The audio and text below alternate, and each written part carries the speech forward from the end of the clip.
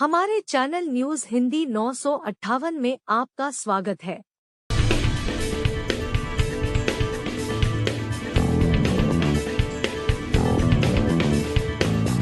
आज की खबरें हैं।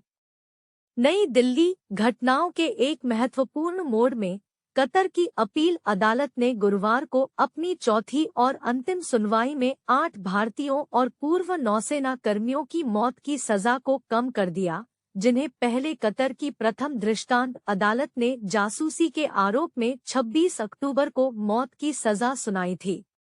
कतर की अदालत के फैसले से उन व्यक्तियों को काफी राहत मिली है जिन्होंने शुरुआती फैसले को चुनौती दी थी, जबकि विस्तृत फैसले का इंतजार है।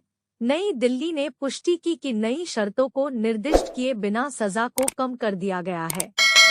पर्यवेक्षकों ने इन घटनाक्रमों को भारत के लिए एक मापा राजनयिक जीत और तत्काल राहत के रूप में देखा।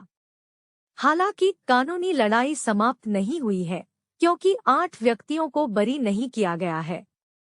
नई दिल्ली ने अपने नागरिकों के साथ खड़े होने, काउंसलर और कानूनी सहायता प्रदान करने की अपनी प्रतिबद्धता की पुष्टि की और कतर के अधिकारियों के साथ मामले को संबोधित करना जारी रखने का वचन दिया। नई दिल्ली ने कतर की अपील अदालत के फैसले पर ध्यान दिया और कहा कि वह अगले कदमों पर निर्णय लेने के लिए कानूनी टीम और परिवार के सदस्यों के साथ निकट संपर्क में है।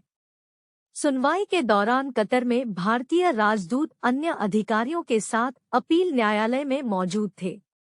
वर्तमान अनिश्चितताओं को देखते हुए भविष्य में कतर के अमीर द्वारा शाही क्षमादान की संभावना पर विचार किया जा रहा है।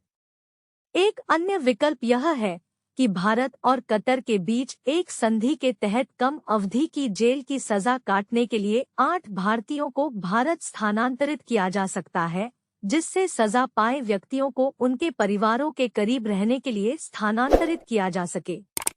इसके अतिरिक्त ऐसी अटकलें हैं कि ये व्यक्ति बरी होने और अपनी जेल की सजा को चुनौती देने के लिए कतर की न्यायिक प्रणाली की सर्वोच्च अदालत कोर्ट ऑफ कैसेशन का दरवाजा खटखटा सकते हैं। नवतेज सिंह गिल, बीरेंद्र कुमार वर्मा, सौरभ वशिष्ठ, अमित नागपाल, पूर्णेंदु तिवारी, सुगुनाकर पकाला, संजीव गुप्ता और रागेश के रूप में पहचाने जाने वाले 8 पूर्व नौसेना कर्मियों पर कतर ने स्टील्थ पनडुब्बियों से संबंधित एक गुप्त कार्यक्रम पर इजरायल के लिए जासूसी करने का आरोप लगाया था। वे ओमान स्थित company Dahra Global Technologies and Consulting Services के कर्मचारी थे, जो कतर के पनडुब्बी कार्यक्रम पर सलाह दे रहे थे। व्यक्तियों को पिछले साल अगस्त में हिरासत में लिया गया था, अक्टूबर में दोषी ठहराया गया था और मौत की सजा सुनाई गई थी। कतर ने 8 भारतीयों के खिलाफ आरोपों का आधिकारिक तौर पर खुलासा नहीं किया है और नई दिल्ली ने सार्वजनिक रूप से विवरण बताने से परहेज किया है।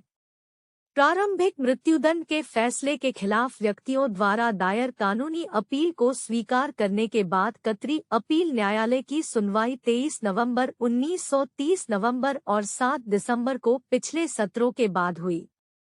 भारत ने पहले 26 अक्टूबर के फैसले पर गहरा सदमा व्यक्त किया था और सभी कानूनी विकल्पों की खोज करने और काउंसलर और कानूनी सहायता प्रदान करने की अपनी प्रतिबद्धता पर जोर दिया था। नवीनतम घटनाक्रम लगभग 4 सप्ताह पहले दुबई में COP28 शिखर सम्मेलन के दौरान प्रधानमंत्री नरेंद्र मोदी और कतर अमीर शेख तमीम बिन हमद अल थानी के बीच हुई बैठक के बाद आया है। देखने के लिए धन्यवाद। अधिक अपडेट के लिए कृपया हमारे साथ बने रहें।